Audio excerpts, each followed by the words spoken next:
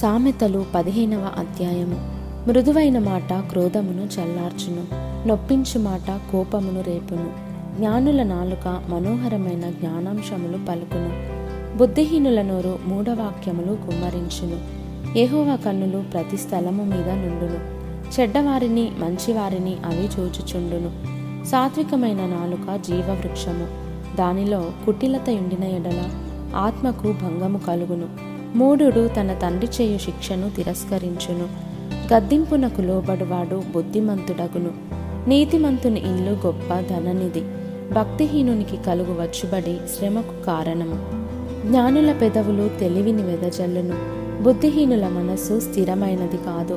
భక్తిహీనులు అర్పించు బలులు యెహోవాకు హేయములు, యథార్థవంతుల ప్రార్థన ఆయనకు ఆనందకరము. భక్తిహీనుల మార్గము యెహోవాకు హేయము, నీతిని అనుసరించు వానిని ఆయన ప్రేమించును.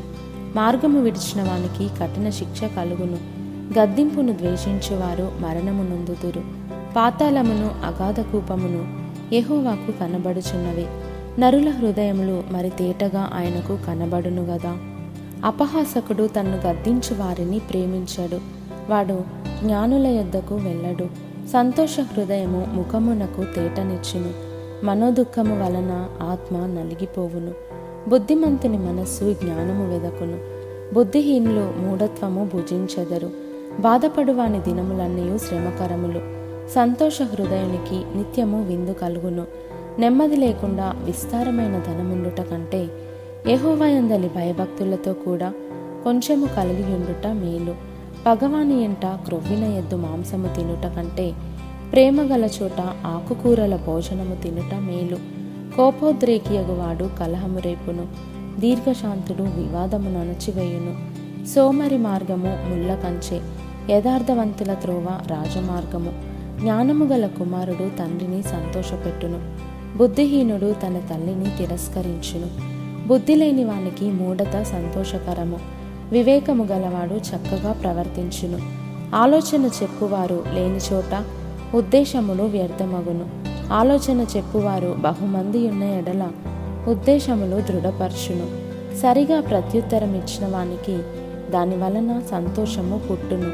సమయోచితమైన మాట ఎంతో మనోహరము, క్రిందనున్న పాతాళమును తప్పించుకొనవలెనని బుద్ధిమంతుడు పరమునకు పోవు జీవ మార్గమున నడుచుకొనును.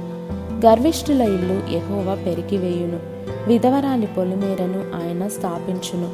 దురాలోచనలు యెహోవాకు హేయములు, దయగల మాటలు ఆయన దృష్టికి పవిత్రములు. లోభి తన ఇంటి వారిని బాధపెట్టును, లంచము నసహించుకునివాడు బ్రతుకును. నీతిమంతుని మనస్సు యుక్తమైన ప్రత్యుత్తరం ఇచ్చుటకు ప్రయత్నించును, భక్తిహీనుల నోరు చెడ్డ మాటలు కుమ్మరించును. భక్తిహీనులకు యెహోవా దూరస్థుడు, నీతిమంతుల ప్రార్థన ఆయన అంగీకరించును. కన్నుల ప్రకాశము చూచుట హృదయమునకు సంతోషకరము, మంచి సమాచారము ఎముకలకు పుష్టి ఇచ్చును. జీవార్థమైన ఉపదేశమును అంగీకరించువానికి జ్ఞానుల సహవాసము లభించును. శిక్షనొందనొల్లనివాడు తన ప్రాణమును తృణీకరించును, గద్దింపును వినువాడు వివేకియగును. యెహోవా యందు భయభక్తులు కలిగియుండుట జ్ఞానాభ్యాసమునకు సాధనము, ఘనతకు ముందు వినయముండును.